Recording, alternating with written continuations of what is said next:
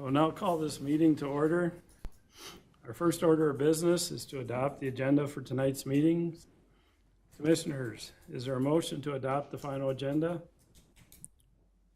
I'll make a motion to adopt the agenda.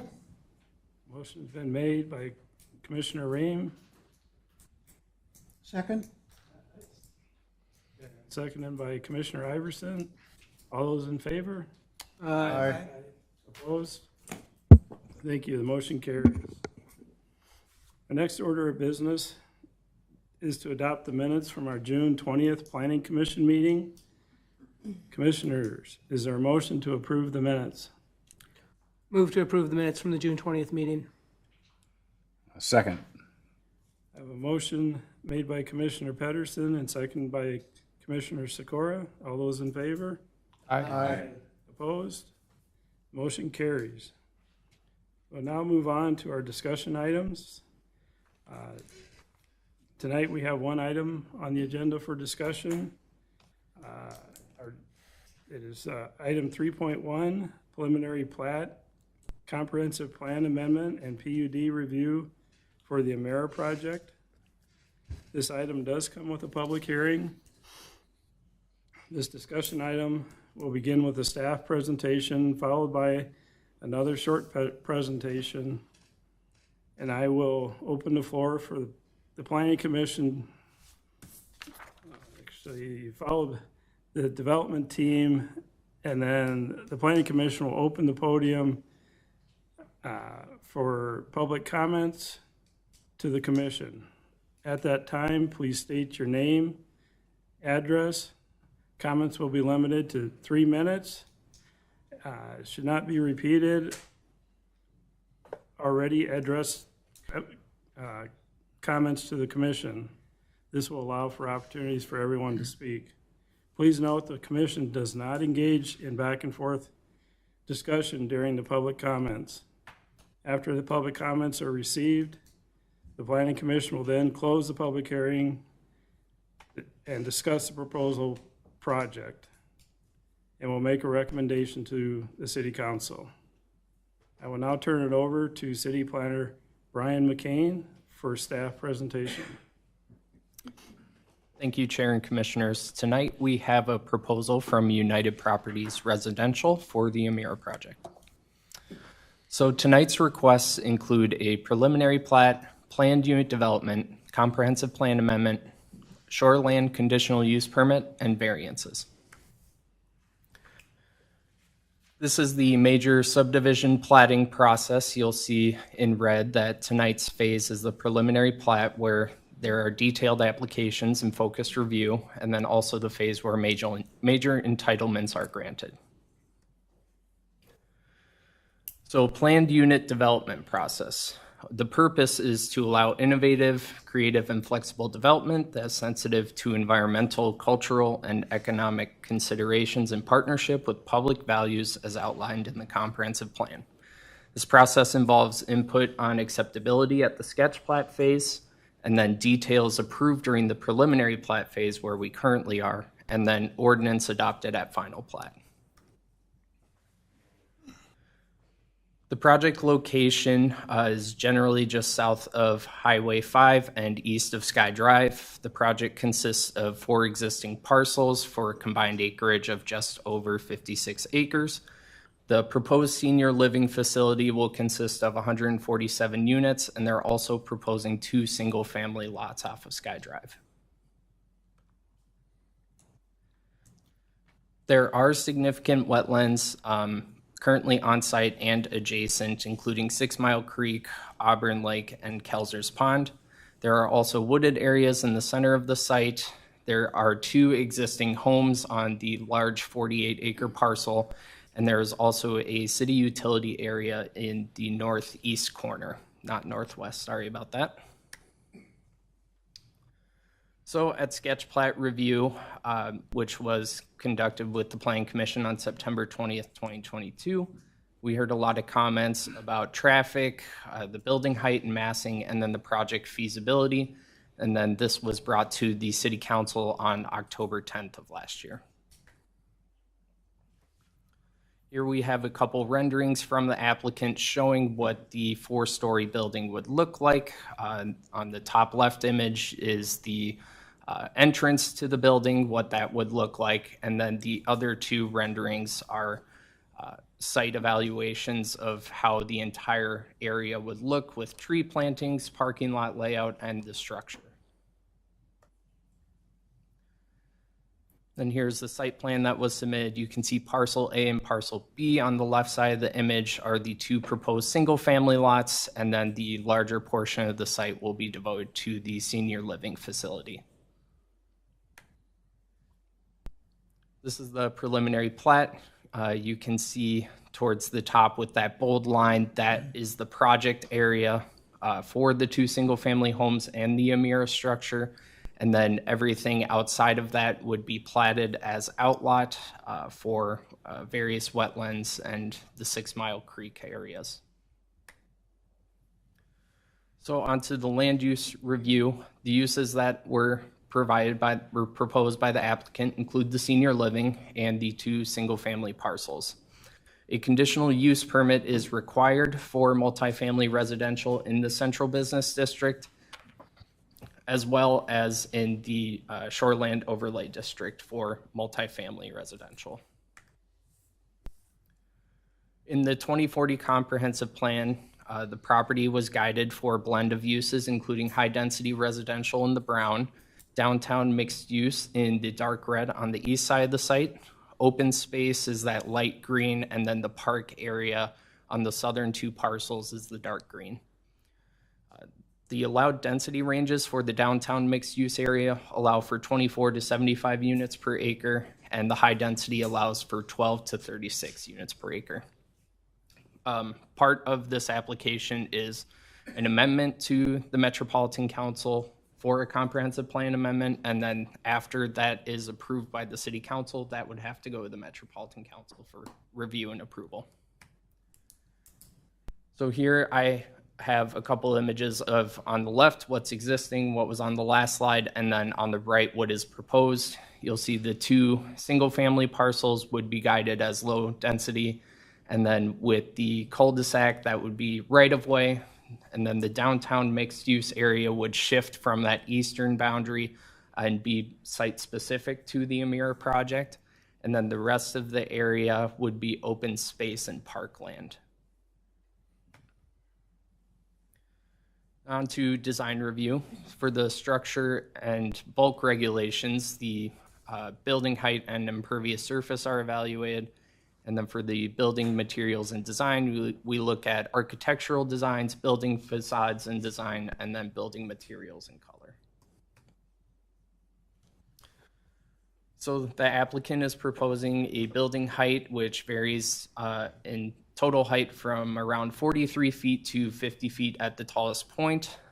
The impervious lot coverage for the entire project is at approximately 64.2%, which is within the allowed 80% range. And then adaptation of architectural details with design precedent. And then the entry design, as was shown in that rendering earlier, as well as the image on this slide, include design features to reinforce visibility.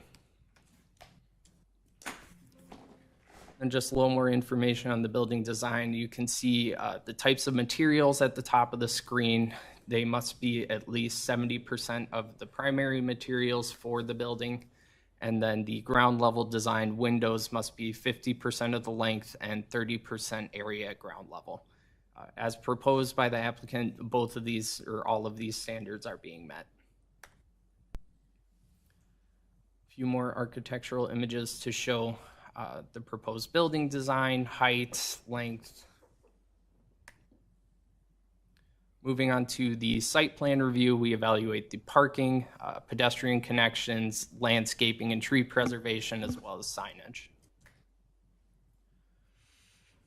So providing a parking stall breakdown here. So the types of parking stalls, we're looking at 150 enclosed stalls that would be under the building, and then 104 parking stalls in that surface parking area for a total of 254 parking spaces.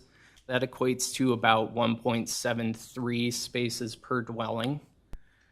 What would be required for the CBD district would be 220, so 254. They're exceeding what would be required in the CBD district by 34 spaces.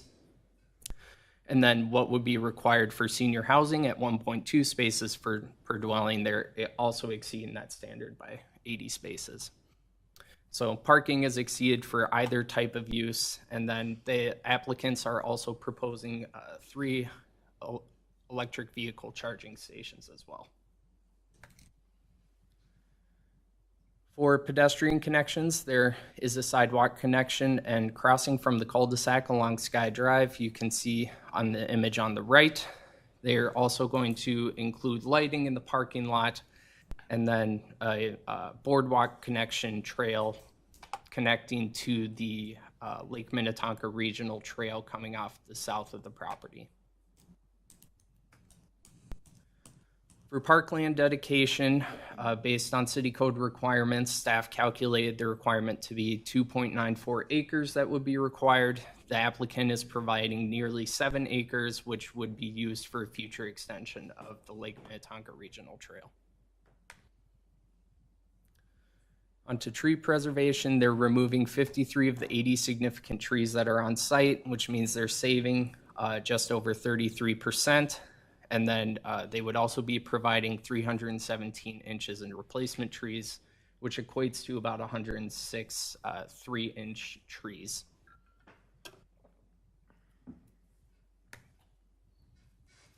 In landscaping, tree plantings overall, they will be providing 128 plantings, including boulevard plantings every 35 feet along the northern boundary there, along Highway 5. And then foundation plantings are also required along pedestrian paths. So you can see with that sidewalk that goes around the entire building, the applicant is proposing plantings in those areas. And signage, they've requested a monument sign. Their proposal is 24 square feet per side. That is the maximum that city code would allow for a monument sign in the central business district. And then relative location of that sign would be fairly close off the cul-de-sac here, if you're able to see my cursor on the screen.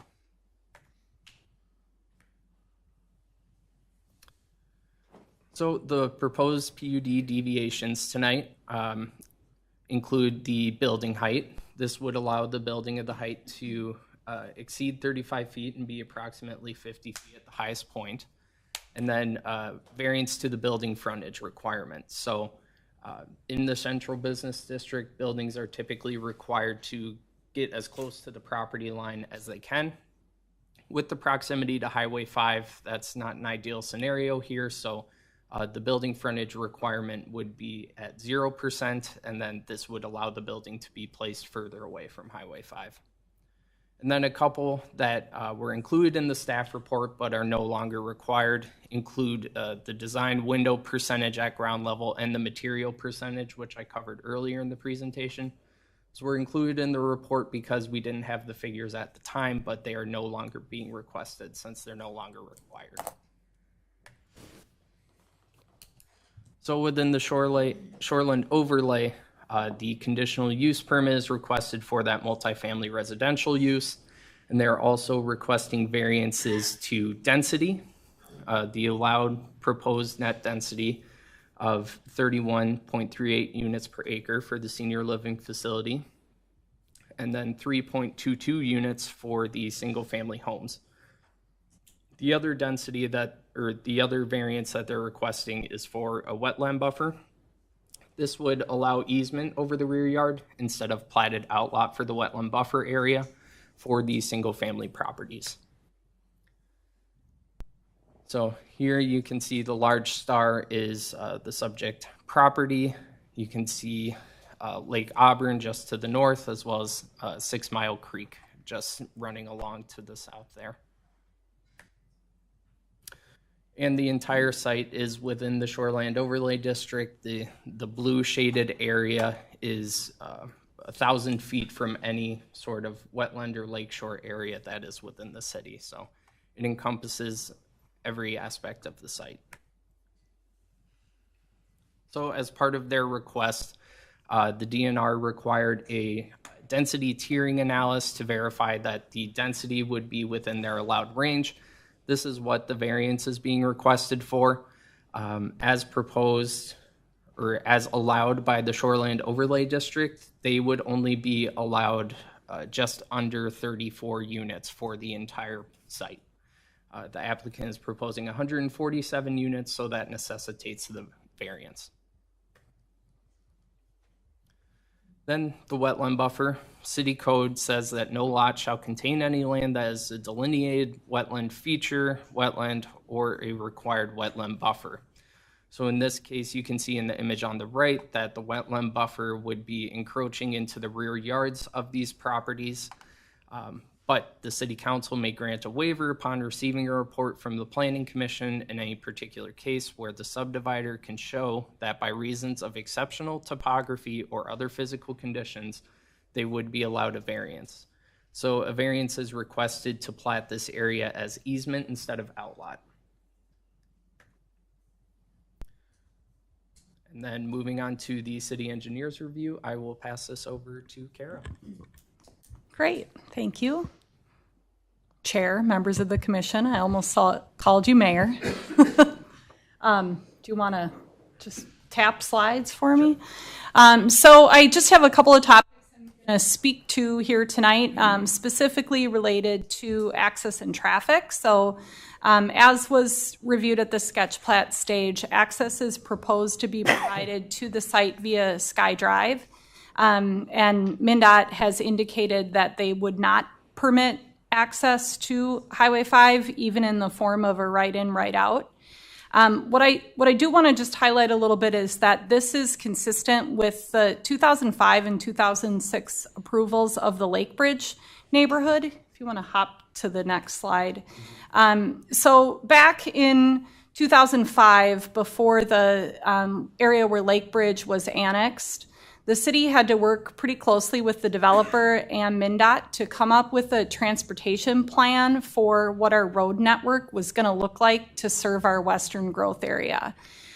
So Highway 5 west of downtown is different from the other parts of Highway 5 in that it is a rural high-speed corridor. So, you know, much greater speeds compared to like downtown where it's 30 miles an hour.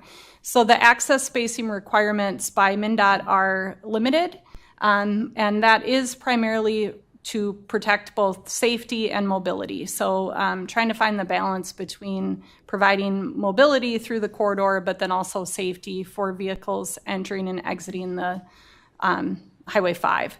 So through that process, it was determined that the access points that you see to Lake Bridge would be allowed. At the time, the Maple Drive and Cray Avenue, it is still gravel, but they had direct access points onto Highway 5. As part of the development process, those two access points were required to be removed in exchange for creating Lakes Parkway and then the access point over on the west side of the development. So as part of that process, the city elected to construct Lakes Parkway as a collector. So what that means as a collector is that it has a wider overall footprint. It also is designed such that driveways were not allowed to have direct access onto the roadway.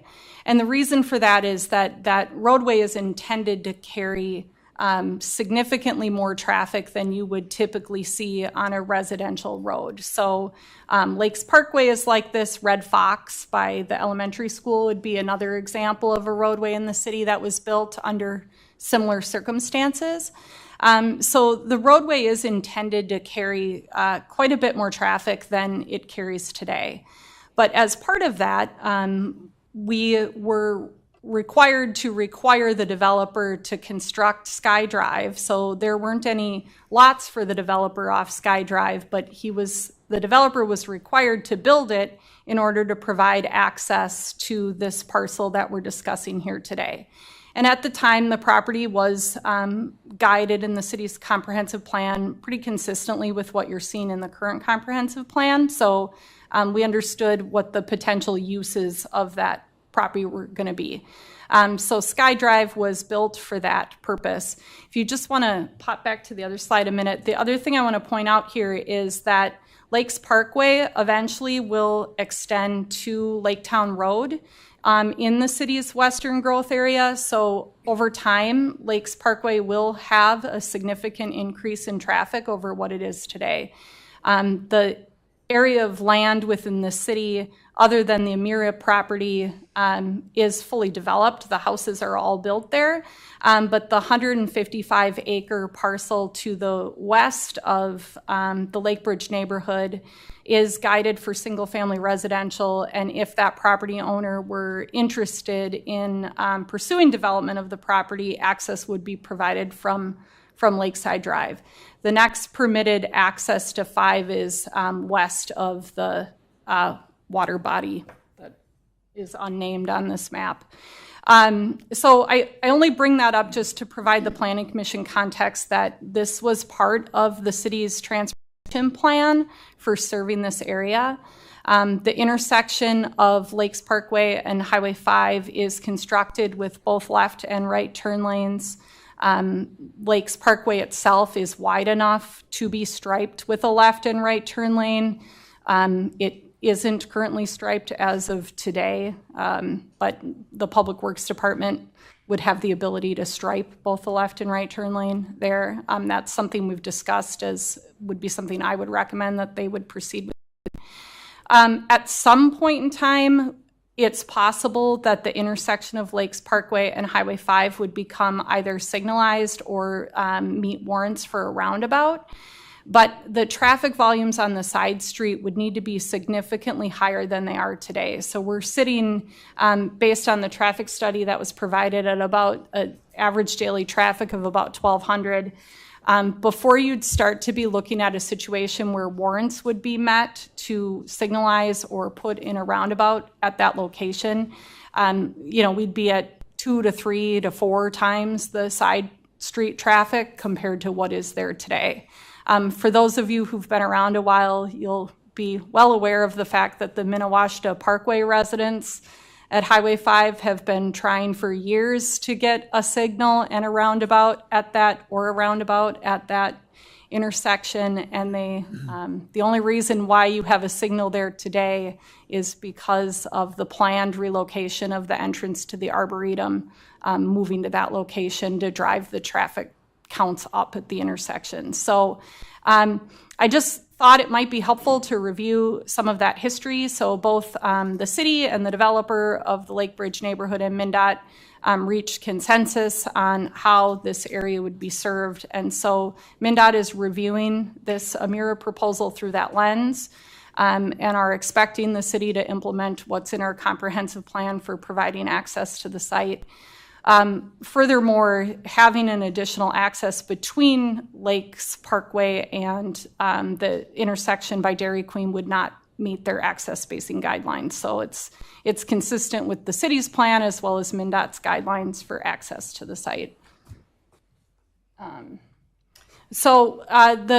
In light of the comments at the sketch plat stage, the developer was required to complete a traffic study. That traffic study is included in the commission's packet, but I did include the summary bullets here for what the findings were of the traffic engineer. And essentially, they took a look at what the proposed project would generate. That's the second bullet here. And the way that is created is using standards that are set, that are national standards that indicate how much traffic is expected from the type of use that's being proposed. And typically, traffic engineers are looking at the peak hour situation because that's when the situation is generally the worst. So they took a look at the intersection to see if there was essentially, I'm trying to convert traffic study language to English, but if there would be a queuing problem with cars stacking to get in and out of the neighborhood, either on 5 or on Lakes Parkway itself. And with the relatively minor increase in traffic compared to what the capacity of that intersection is, the level of service remains acceptable, consistent with standards. So they aren't recommending any mitigation measures as a result of the proposed project. We did ask a traffic engineer who works with the city to review their traffic study to confirm that there were no flags in their methodology or any of the reasoning that they put forth, and our traffic engineer didn't express any needs to modify the traffic study. I'll just touch briefly then on grading, stormwater, and utilities. For a project like this, there's less to talk about than maybe I've chatted with you folks in the past when you're dealing with a residential neighborhood. But I will note that they are connecting to city sewer. That sewer connection will be private, so they will own the sewer from the main to the apartment building. They are required to connect to city water and extend a water main loop through the site to provide fire protection. So the water that will get looped through the site will be located in an easement in favor of the city, and the city will be responsible for maintaining that water main loop. We do that because we don't want private people operating our water system for obvious safety reasons to protect the drinking water supply. Then the stormwater management for this site is occurring within the site through a filtration basin behind the building and in an underground storage facility that would be constructed under the parking lot. What's different for this project from other projects in the city, this stormwater management infrastructure would be privately maintained. So that'll be permitted through Minnehaha Creek Watershed District, but will be privately maintained. So typically the city will maintain infrastructure that's serving neighborhoods as a whole. But when we get into these types of apartment buildings or institutional sites, the landowner is required to maintain those. And the Watershed District requires a maintenance agreement with them to ensure that they get properly maintained over time. And I think that was my last slide. Thank you. Yes. And then back to me. So some internal teams that review the project as well as planning and engineering include the fire chief, public works, and the building department. And then some external review included the Minnesota DNR, the Minnesota Department of Transportation, and as Kara mentioned, the Minnehaha Creek Watershed District. So tonight, we will need to conduct a public hearing for the application's notice, which included the preliminary plat, the comprehensive plan amendment, the preliminary PUD, the shoreland CUP, and the variances. Staff's recommendation includes the conditions listed on this slide and were also included as part of the staff report for you all. So with that, the staff and the applicant tonight are looking for a motion to recommend that the City Council approve the request for preliminary plat, PUD, comprehensive plan amendment, CUP, and variances for the Amira development with the conditions and findings as proposed by staff. With that, I believe the developer has a presentation prepared. Thank you, Brian. And now, go ahead.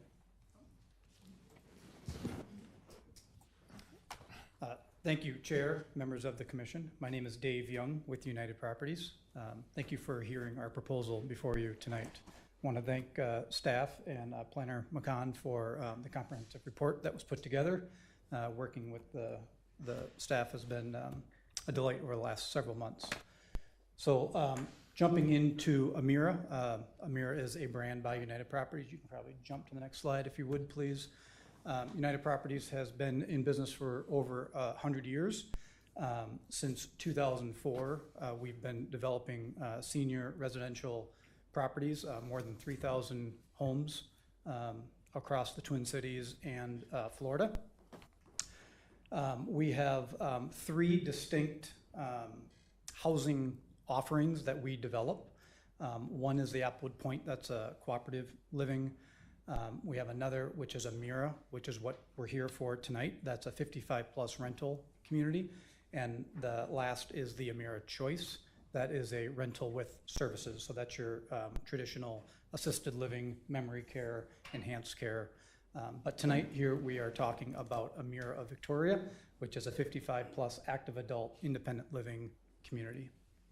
Jump to the next page. So just took a couple of quick snips of our couple of existing communities. One is in Roseville, one is in Bloomington, just to give you an idea of the features and the high quality design and the amenities that we propose for our residents. Victoria that we're proposing tonight is no different. Maybe just jump to the next slide. Beyond the bricks and sticks, it's really about the residents that these communities serve. So all of our communities, maintenance free. We have a full-time resident experience director, right, that creates, initially kind of creates these social calendars, really robust calendars of events and activities. And as you can see, these are just a couple of candid photos from our couple of existing buildings, just really kind of show you the engagement of our residents and what they can experience in any of our Amira communities.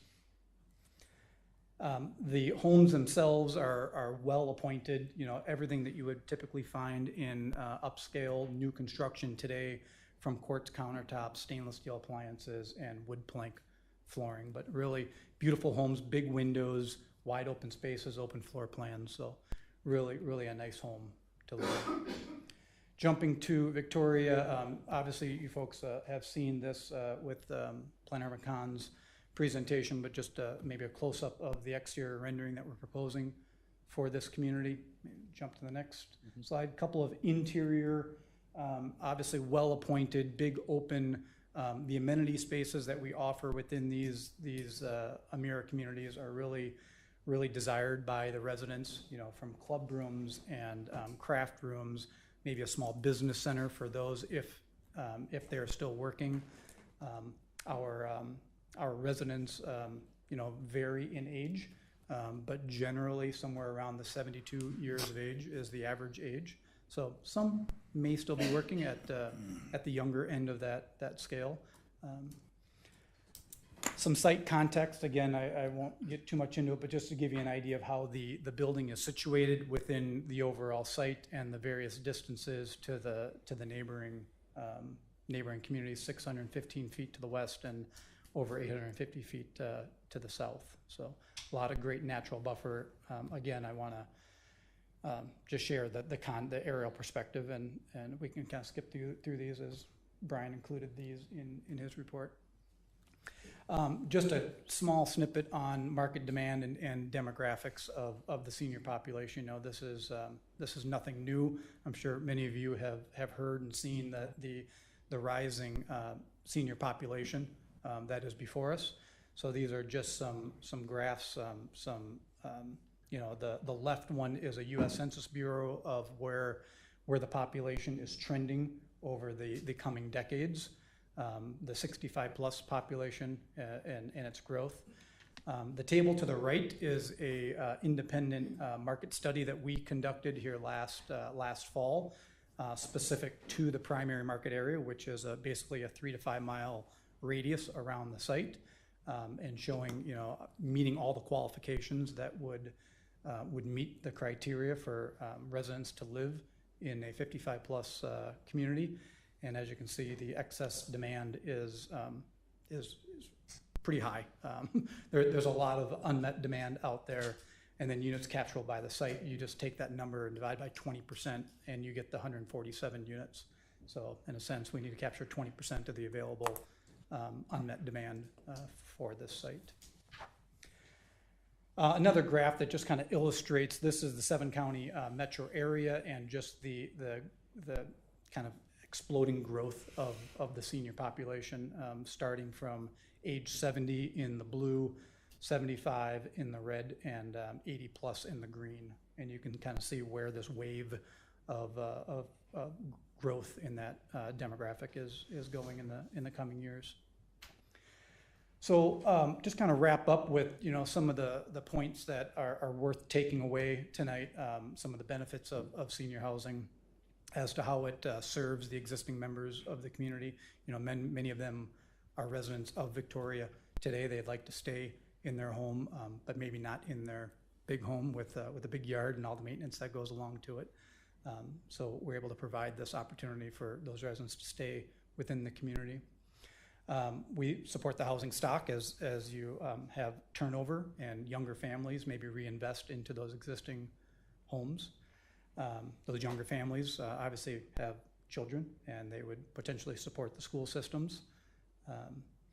You know, adding tax base through new development, through reinvestment of the single family homes is meaningful for the 147 residents that are going to be moving into the Emera. And then these independent and active adults, you know, they want to stay in the community, they want to serve the community, they want to take advantage of all that Victoria has to offers, from the downtown to the area amenities, the shops, the restaurants, and all that Victoria offers. So with that being said, we are available for any questions. The design architect is here for any specific questions on the project. Thank you for your consideration. Thank you.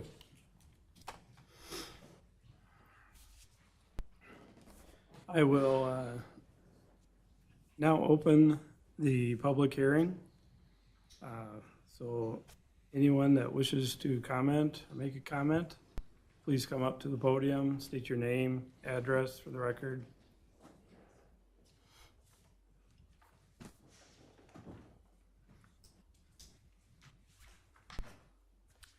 Hello, my name's Claudio Groppetti, 2445 Heron Lane. Been a Victoria resident 12 years. The area that I've been trying to get clarity on, and hopefully I get some clarity this evening, and that's the north side of Highway 5. If you drive that stretch of road, you'll see on the edge of the property, it pretty much has high berm. And then as the entrance to the Haney property, the berm drops and then it picks up again. What I can't determine from the data provided in the presentation is whether those berms are going to be impacted. I've asked several people and gotten different answers. If I looked at the topological data that's in the presentation, it shows that the Highway 5 level, as well as from end to end on the property, it's all the same level. So it appears as those berms have been removed. So I don't know if they are going to be removed or if they can be maintained or enhanced once it's done, because as that's a really scenic part of Highway 5.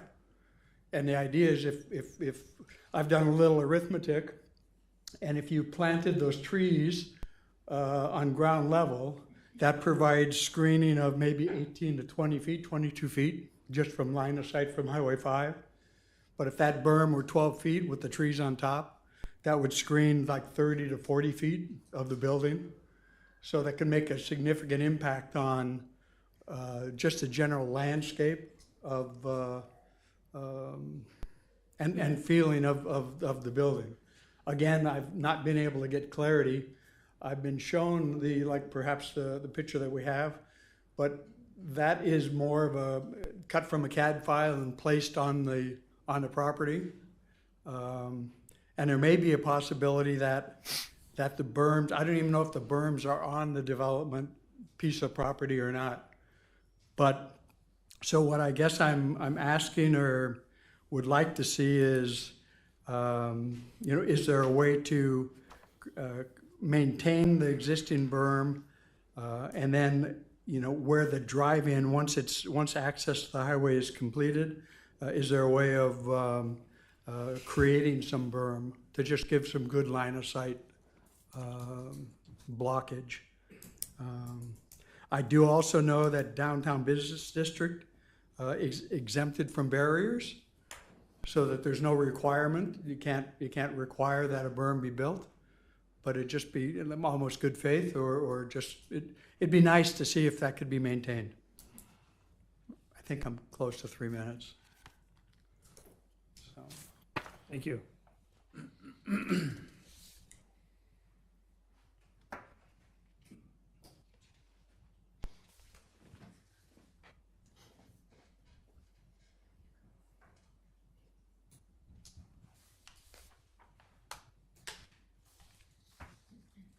I haven't done this before, so I'm assuming you're not going to answer my questions.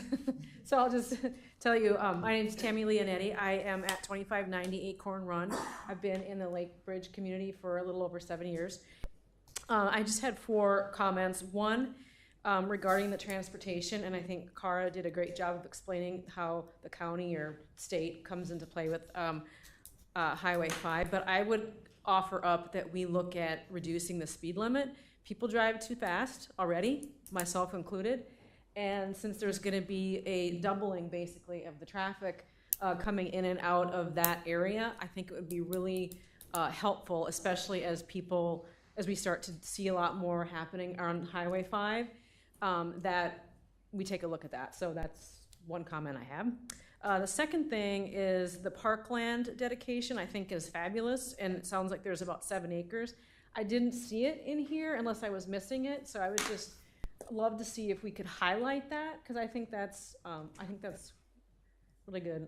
Maybe you're pulling it up there. So, okay. So that's 7 acres. Wow. Okay. Thank you. The third comment is the wetland buffer. I wasn't real clear on what the easement means. Does that mean that they're going to the people that own the properties fill in part of the wetland, or is it just, hey, I'm going to build, I know I'm too close to it? Yeah, so I just clarification on that, because it would be sad if we were filling in that area, which is already, with the water levels receding, it's already getting a lot of stress. Last, the path that's connecting to the MRT. I also love not having to go up all the hills to get to get through Victoria, and I'm assuming that there's going to be public access for people on the property, where I see it going out and then connecting on the. It didn't look like there was a. Anyway, it'd be great if we could clarify that, if that's something that the people that live in Lake Bridge can now go that way instead of having to go down through the dirt path and then out into. The Watermark community. There's a dangerous intersection over there. So it would be nice if we could have that as our access point. And that's it. Thanks. Thank you.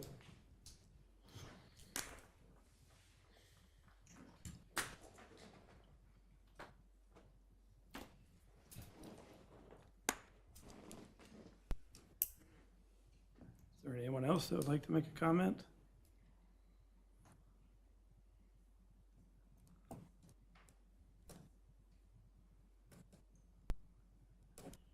Seeing none, I'd like to ask for a motion to close the public hearing.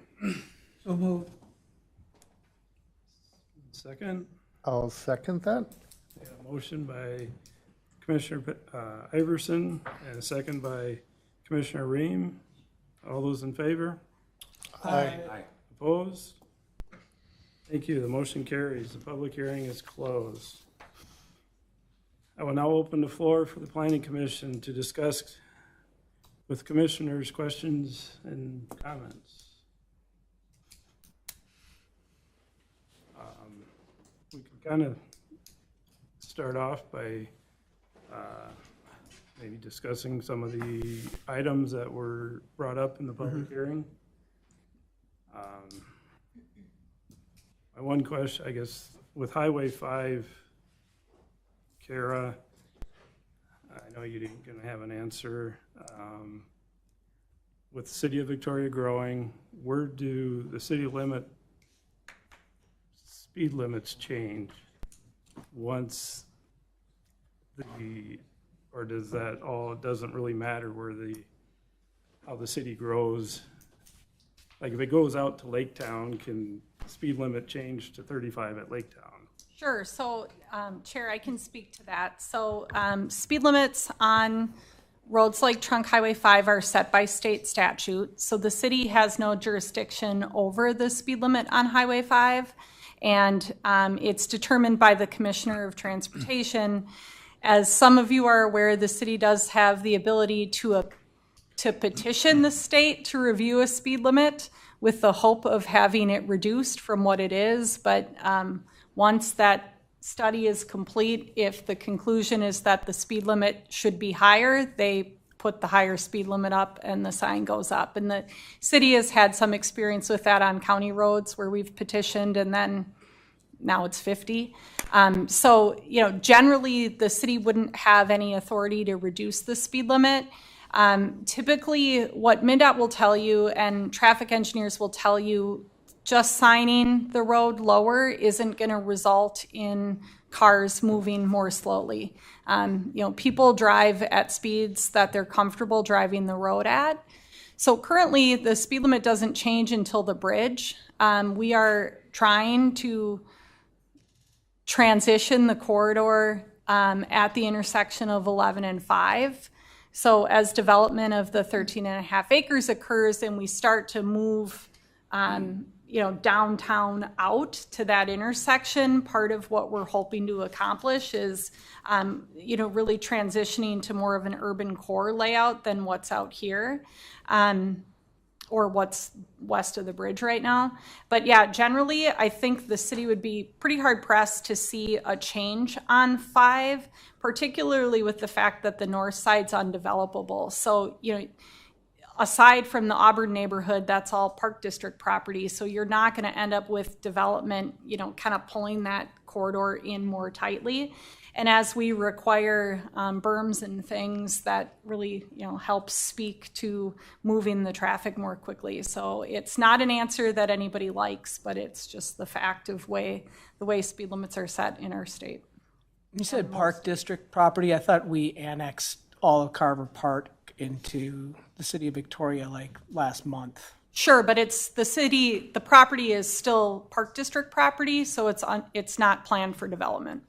So it's a natural area. We could go through the whole process of rezoning it as CBD 3 if we wanted to. And if the Park District was amenable to selling their land for development. But, typically in our comprehensive plan process, they're indicating to us that they want to be guided for park. Gotcha. Lakes Parkway is 25 miles an hour, correct? Okay. And that's a change. The city didn't used to have jurisdiction over speed limits on our residential streets. That the state changed that in 2019. So we did change all of our residential streets to be 25 miles an hour. Can I ask you another question about what's going on the south side of Highway 5 right now? Basically at this property, kitty corner to like Dairy Queen and where the city has some stuff. Is that the roundabout? So Met Council Environmental Services, who is responsible for the regional sanitary sewer system, is completing improvements to the sewer lines from Waconia to Victoria. Gotcha. Thank you. So for the benefit of the gentleman that had the question on the berm, and also for the planning commissioners, can you delve into that? Sure. So that question hadn't made its way to me yet. So I did pull up the grading plan to take a look at it best I could on a tiny screen in the middle of a meeting. It does look like they are attempting to preserve areas of that berm. That's certainly something that we can take a look at with the design engineer. The architect's here, but I don't think anybody from your engineering team is here. But that's something that we can take a look at in detail before the city council meeting. Real good. Thank you very much, sir. But the data on what was presented, the topological Yeah, so the document that I would be looking at would be the grading plan. So that demonstrates what their proposed areas, where the berm's located and where they're planning to grade. And it, 960 plus or minus 3 or 4 feet. yeah, so they're, Edge, yep. all the way to Highway 5. So they're requesting a PUD to be set back from closest to the road. Can we ask for them to maintain some level of berm there? Or is that not something that we can ask them to do? Or is that, I mean, I know suggestions should have been last time, but we're moving forward. Sorry, interrupted you. No, no problem.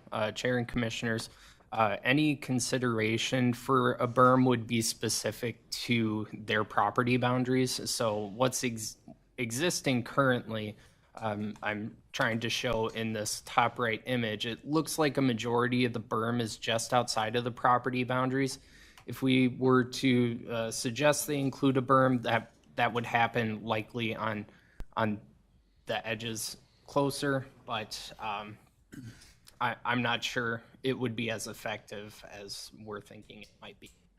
Well, and the views from the complex looking north, the higher the berm, the more the trees, you know, third story can't see the lake with the trees there. If it's lower, second story can see them. So I can see where it goes across both ways. But anyway, The other thing that I just would want to highlight is we do have city infrastructure running through that area. So we have trunk water lines and sanitary sewer lines. So I would also not recommend building a berm on top of lines that already exist. We did directionally bore those through a number of years ago, so they may already be under the berm that exists. But certainly we can look at that in more technical detail with the civil engineer.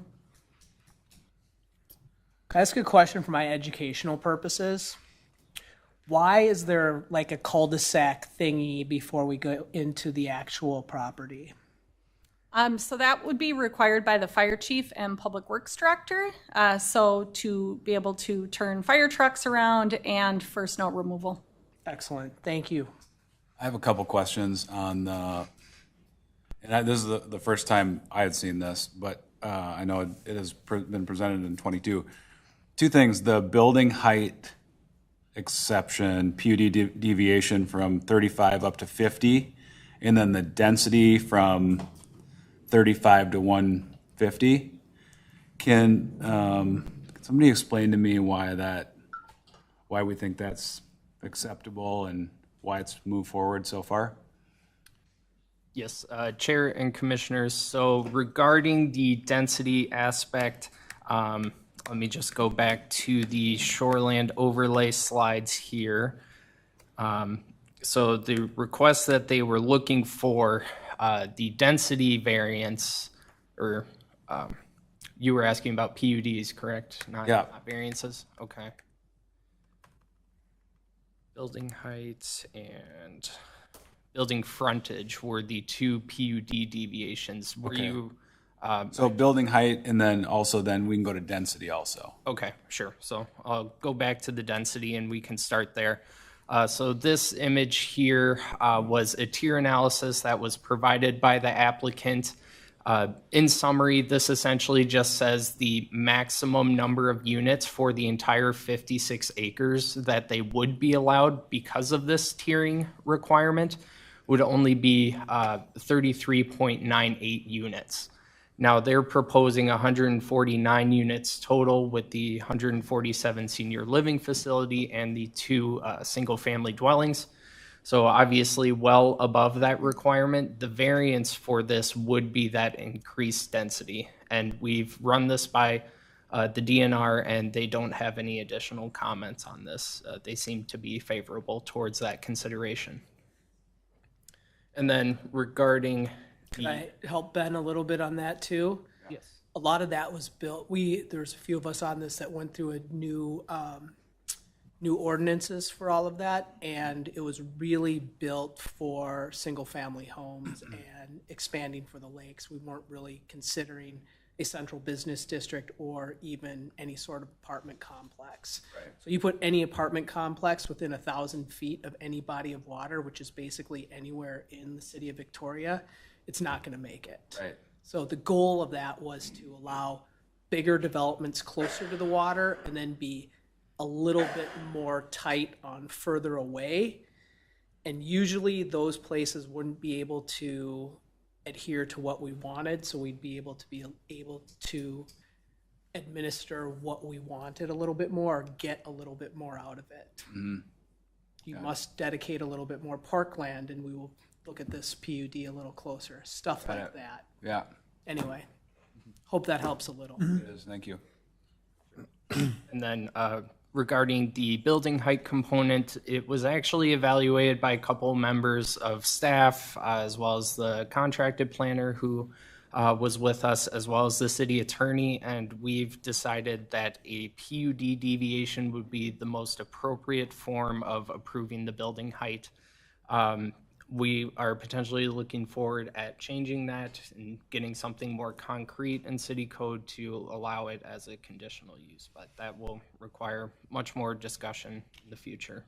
But the best route tonight and in the future for this application would be to process it as a PUD deviation.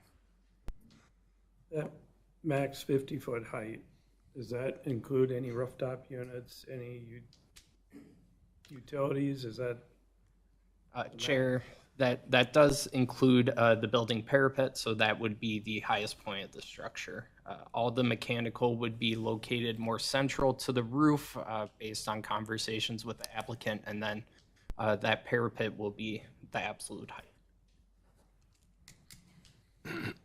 How many buildings do we have that are over 50 feet right now in Victoria? Sorry. Chair and commissioners, in my 2 months of being here, I'm not quite sure on the answer to that. I know one for sure, but. Yeah. Depends how you measure them. Yeah. I don't think one more trail access was another question. Do we have a clear answer on that one?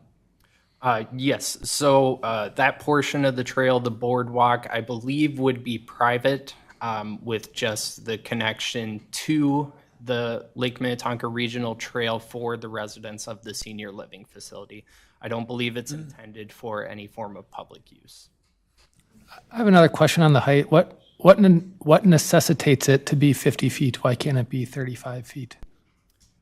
Chair and commissioners, I might leave the applicant to answer this question, but I believe it's because of the number of units that they're proposing necessitate that height. If they could go longer with the building to fit that same number of units, there could possibly be a height reduction, but from my understanding, it's not feasible for the applicant to do so. In order to preserve the wetlands and not have any impact on the wetlands. What necessitates 147 units? Market demand is one. And financial feasibility would be another. So it would not be profitable with less than 147 units? End up not being feasible. It would what? Not feasible. Not feasible? I had one more question, if you don't mind. What are the projects you pulled up in the two other neighborhoods in the Twin Cities? How big are those? How many units? Thank you. If Yeah. that's okay. Thanks. Chair, members of the commission. Your question was, what are the other There's one in Roseville, and there was another one you showed, Yeah, and yeah, so. they were having a Roseville is tequila for- party. Maybe you could pop back to those, my presentation had pictures of Roseville and Bloomington. Roseville is a 4-story building located just off Lexington Avenue. That's that building, and then the one on the left of your screen there, that is a 95-unit building. That was built in 2018, it broke ground 2018, opened in 2020. To the right there is a 135-unit building. That's a 5-story building that's located in Bloomington, 494 and Highway 100. We currently just opened up a building in Minnetonka at 186 units. Both of these buildings you're looking at right there are 100% leased within, well, Bloomington just opened last year, so within 1 year, 135 units was 100% leased. Minnetonka at 186 units at 6 stories. That is 70% pre-leased, and it just opened in June. So it just really speaks to the demand of this product. The buildings need to continue maybe getting a little bit bigger than where we started in 2017, just due to the economics. Thank you. And then the site, of course, just being a little bit constricted on land. That's the reason it went up rather than out. I have another question. A lot of the benefits you mentioned for the senior living facilities were a function of people from Victoria moving into them. Is there going to be any efforts towards promoting that, or what percentage of people do you think living in them will actually be from Victoria? I cannot speak to how many will be there. I can speak to the demand study that we conducted in a 3 to 5 mile radius. They calculated a substantial amount of senior population that lives locally. Do you have any details on how demand is estimated? Not off the top of my head. There's certain criteria that they have. Most of them are actual homeowners with certain income levels to be able to live in these type of communities. But I don't have I mean, that's probably a longer algorithm that I'm familiar with. Sure. Certainly at your first presentation, there was an awful lot of support by some of the attendees for moving when this is completed. So that was pretty, I think, indicative of really what's going on at the same time. The traffic access was one of the issues on the initial presentation. That's always a problem. And there's no real easy solutions on that. We're just going to have to kind of work through it. I guess we can't build enough roads to handle the access on that. But it's a good looking building. Thank you. I had a couple more questions for you, Mr. Young. Sure. 3 EV stations. Those aren't superchargers. Those are just stock EV charging machines, I'm guessing. Those are 3 level 2 charging stations we will build in capacity to grow that footprint as the demand increases. Yeah, that's the only thing, because it just seems like the world is moving that direction. Absolutely, And yeah. another facility that we talked to is doing 10%. Yeah. So just might be something you want to expand upon. I'm just going to say this, I'm not totally sure, but the senior community seems to also be gravitating towards these e-bike things. I think they're totally cheating. But is there any thoughts on like bicycle storage and all that? I mean, you're right next to the LRT, and I don't know how the e-bikes really work, but do they got to plug them in, I guess. But, you know, are there going to be facilities for that type of stuff too? Yeah. So we've not completed the design of the underground garage, but Yeah. our current designs of our existing buildings do incorporate a bike storage area. Along with that, we have storage spots in front of the underground parking stalls, with electrical outlets for convenience outlets for charging bikes. Good deal. That's all I had for you. Thank you. I have maybe one more, and I think it's probably a nice to have, nice to have, not a need to have. But can you show me the picture that connects to the trail?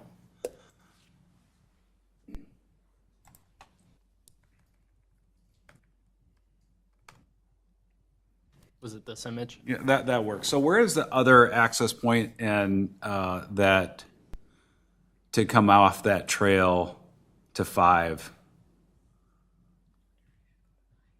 Does anybody know? Like the regional trail, what are those? What was the request to be able to get to 5? Can I clarify that? I don't mind. Do you mind? Yeah, just go ahead. So right now in Lake Ridge, This is for everybody who's watching us on TV. Right now in Lake Bridge, you have, who should I address this to? Help me out here. Do I talk to you? You can talk. Okay, thank you. You see where I'm pointing? Yeah. So right now, Yeah. exactly. We have to go to the backside, like Heron Lane, and down a gravel path, and then up through Watermark, and then we take, I think that's 8 Trillium, 82nd, whatever that is, take it back down, and then there's a little park there where we hop on the trail, and then it goes into Victoria. So that, I think, is technically where the trail starts, but it sounds like what is being proposed is that there will be another access point then on the backside of the property. Is that, I'm assuming that is the case, right? And, But that would that just roll into the property? It wouldn't really go anywhere. oh, so it doesn't access the trail? Right, so, Wait a minute. add that until the whole trail is connected. so the city has a gap. So if we obtain the property from these folks as part of this development, there's still 3 or 4 parcels that the city doesn't have ownership in. So the city would need to go about purchasing those properties and then programming an improvement to, get that trail constructed from where it ends, where Right. you go up to the neighborhood to the park that you were talking about. And that, that is in the city's long range goal, but you've got to get the land first. So this is a big first step of that. I read through the documentation last night, and it does say in there, so this is just maybe for you guys. The plans all say connect to the LMRT. If that's not the case, So then the- we should probably clarify that. So the developers, I'm going to speak for you now, if that's okay, but the developers proposing to connect their building down to that trail corridor so they can get over to the gravel trail that you all use from your neighborhood to go up the hill. So So where would that go then? I mean, where would that connect? so Brian and I went out there today, so Okay. that's when, Right. where you come off the gravel and you go up the hill and you look down and there's kind of like a footpath Yes. through there, it would be back through there. Sneak through there sometimes. Yeah. Okay. Yeah, So it'll connect back there, but you really can't. That's not the trail, I'm Right. sure. So. correct. So it really does. It's a little misleading then to say, I guess, that it connects to the LMRT, but, okay. That's abandoned rail bed. Yeah. And it goes around even the backside of Lake Bridge. Right. But the initial proposal is the trail is for residents of the development. Is that true? Yeah, Is that stated? the trail that's located on the Amira property is intended to be a private trail. Yep. As part of this development, Amira is dedicating the 7 acres to the city or the Parks Department, if I'm not mistaken, for the future expansion of that trail connecting all the way through the property. So residents of Lake Bridge can have a fully functional trail when the city completes their long-term expansion plan of the overall. But not initially. Well, And Parks and Rec. yeah, Can't speak to, okay. yeah. Thank But you. yeah, so the trail connection from our property to the LRT to the public space is a private trail. And that will, obviously, that won't be completed until the overall trail is done. And when the overall trail is done, then my assumption is Lake Bridge residents will have access to that trail from the west side. Yeah. There was information within our packet regarding the fact of a 0 setback on one end of the building. What did that entail? Yes, Chair and Commissioners, let me pull up the correct slide here. So you'll see on the image on the bottom of the screen there, that front setback that I was talking about and their proposed deviation of 0%, that would essentially be just for this orange line that kind of goes across the front of the building. So in theory, in the central business district, that building would be right up adjacent to the right-of-way for a 0% setback. In this case, it's not feasible for that. So What they would be looking at is the deviation for that standard for the front setback. That's essentially all that means. Gotcha. When we do go through and rezone this, if we choose to do so, or excuse me, if the city council chooses, will this become part of CBD Downtown West, I'm assuming, or is there a third CBD that it'll be a part of, or? It's part of CBD now. It's, okay, It's defined as, the Downtown West, not the downtown proper, because there's two CBDs, right? At least I thought we voted that, Just for the parking. just for parking. Thank you. Gets complicated around here. I think we should have just let Brian answer all the questions.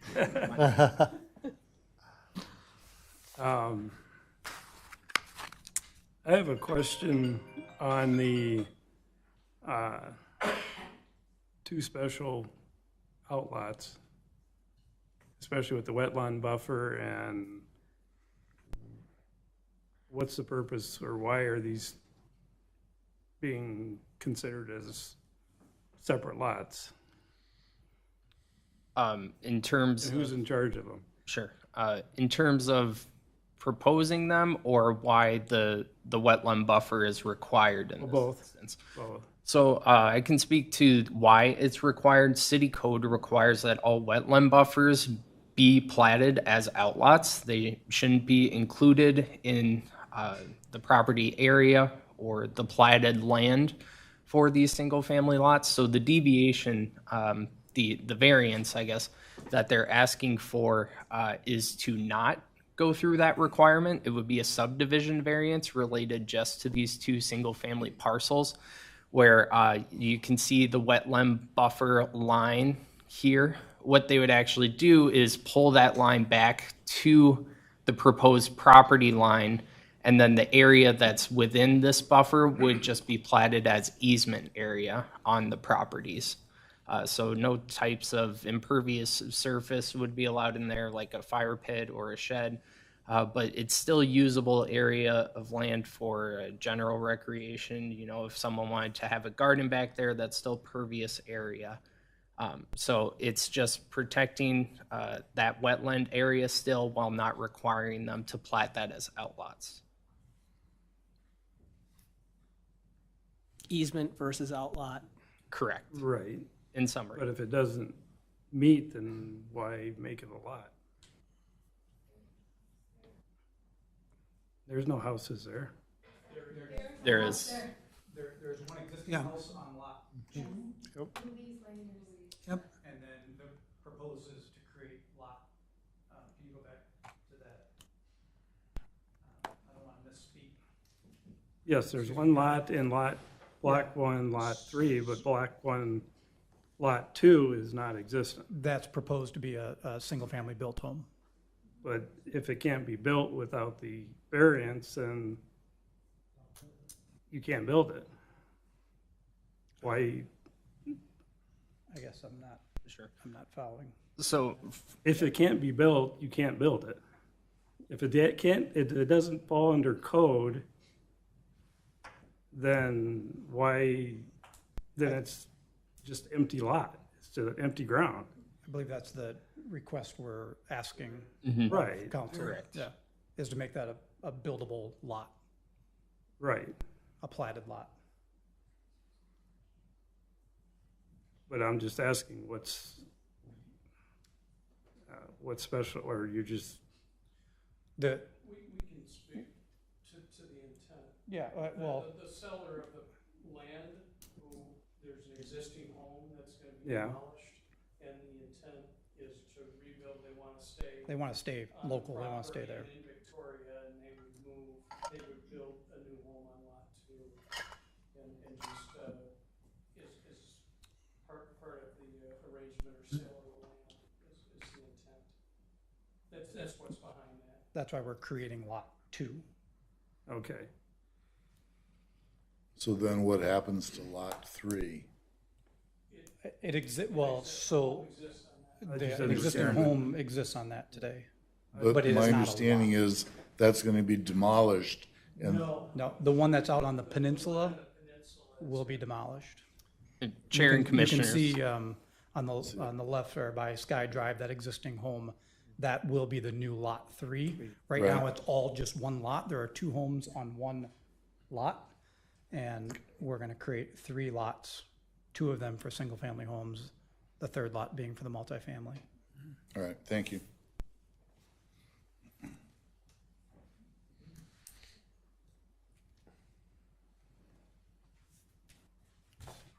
We hit all the public comments.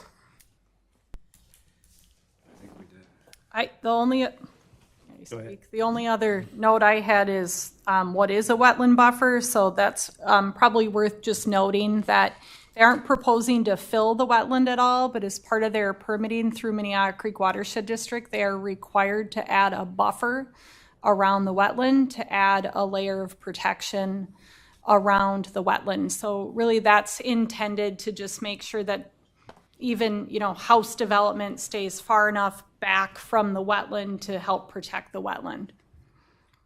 Do you know exactly how close they're coming to 6 Mile Creek? Not close. Could probably help with some context in my presentation. I think we were 851 feet from the back of our building to the neighboring homes to the south. If you can add any context to that, it might help you identify. Yeah, I drove down Sky Drive this weekend and I was trying to picture it all, and I have no visualization techniques left in my brain. So I'm like, how does this flow? Anyway, thank you. Yeah, but our building is, obviously that 75-foot wetland buffer creates a substantial buffer from the edge of the wetland, but the creek is farther in from the wetland delineation, so it's a little ways. It's a ways. Gotcha. All right. In terms of the buffer, is it going to be raised? Is it just going to be vegetation? Typically, it's vegetated buffer, so the Watershed District has requirements for what sort of planting and vegetation that buffer needs to be. And they do require buffer signage be placed periodically to, draw attention to the fact that that's a natural area. I think I've seen those before. Okay. One last question. Highway 5 expansion ain't in our lifetime or? Chair, so through the comprehensive plan update and the county's transportation plan, the projected traffic wasn't indicating a need in the 20-year plan to widen Highway 5 between Victoria and Laconia. Historically, that had been in the plan, but the traffic projections were much higher, and the world we live in today isn't the same even as we lived in 20 years ago in terms of trips and whatnot. So, the question of whether that's needed will be revisited when we update our comprehensive plan in the next, don't say that. We just finished it, but we finished it in, when did we do it last? 5 years ago. 5 years ago, so yeah, in another 5, we have to do it again. But yeah, so that's why the Arboretum Area Transportation Plan set our westerly limits at 11, because we do, there's less traffic on this section of 5 compared to what's east of here, where 11 ties in and Rolling Acres Road ties in. I'm just curious, how close, if you were to guess, how much closer would it get to this building? So generally, we would expect that the right-of-way that exists in this area is adequate for if the highway would be expanded. The county did do a quick review of that as just part of this application process. They aren't required to review the project, but they did take a look at it. There's a jog, but that jog would probably want to get ironed out, but there's quite a bit of right of way through here. Okay. Can I ask one more question? Sure. Any thoughts of connecting this particular neighborhood, Lake Bridge, to Watermark, like where the dirt path is, kind of that direction, or is there any possibility of doing that to take some of the traffic potentially off, or is that not in any of our plans? I would describe it as not feasible. Okay. Because there's quite a bit with the way 6 Mile flows through there and all the wetlands that are through there, you'd be looking at either a pretty major wetland fill situation or a bridge. And so when both neighborhoods were developed, we did not conclude that that was feasible. I knew you'd know the answer, so thank you. So MnDOT's good with it. Minnehaha Creek Watershed District's good with it. The DNR's good with it. I mean, that's a lot of heavy hitters. Sounds like you're making a motion. The comp plan is, Comp plan's a little bit different. We got a few different ordinances we got to bend. Well, motion to recommend to the city council approval of the preliminary plat, PUD, CPA, CUP, and variance request by United Properties for the Victoria Amira development with the conditions and findings as proposed by staff. I have a motion. I'll second that. Motion made by Commissioner Pedersen, seconded by Commissioner Ream. All those in favor? Aye. Opposed? Motion carries. Thank you. Thank you.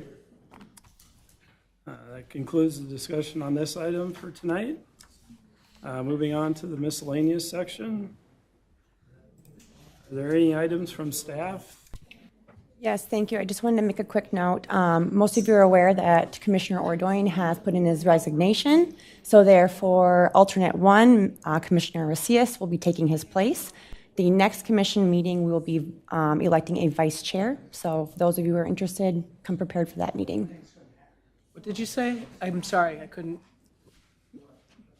Commissioner Ordoin had put in his resignation. So alternate one, which is Commissioner Macias, will take his spot. Gotcha. Perfect. And that's got to get confirmed by the council, and then we will have a vice chair Oh, at our next meeting. excellent. Can I ask a question of staff? Because I had a couple neighbors ask me this past weekend.